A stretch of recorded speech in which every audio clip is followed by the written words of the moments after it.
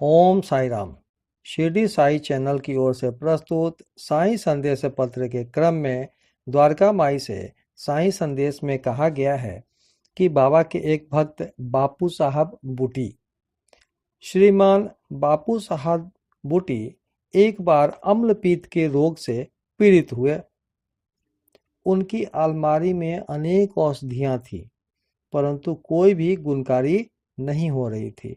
बापू साहब अम्लपित्त के कारण अति दुर्बल हो गए और उनकी स्थिति इतनी गंभीर हो गई कि वे अब मस्जिद में जाकर बाबा के दर्शन करने में भी असमर्थ थे।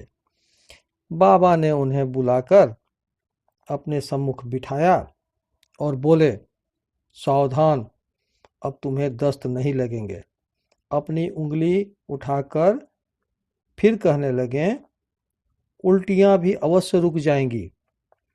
बाबा ने ऐसी कृपा की कि रोग समूल नष्ट हो गया और बूटी साहब पूर्ण स्वस्थ हो गए। एक अन्य अवसर पर भी वे हैजा से पीड़ित हो गए, पर फलस्वरूप उनकी प्यास अधिक तीव्र हो गई। डॉक्टर पिल्ले ने हर तरह के उपचार किए, परंतु स्थिति नहीं सुधरी और अंत में वे बाबा के पास पहुंचे और उनसे तृषा रोग निवारण की औषधि के लिए प्रार्थना की। बाबा ने उनकी प्रार्थना सुनकर उन्हें मीठे दूध में उबाला हुआ बादाम और अखरोट और पिस्ते का काढ़ा पियो, ऐसा उन्होंने बतला दी। यह औषधि बतला दी उन्हें। दूसरा डॉक्टर या हकीम बाबा की बतलाई हुई इस औषधि को प्राणघातक ही समझता, परंतु बाबा की आज्ञा का पालन करने से यह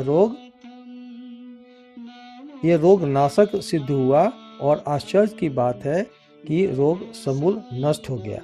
ओम साई राम।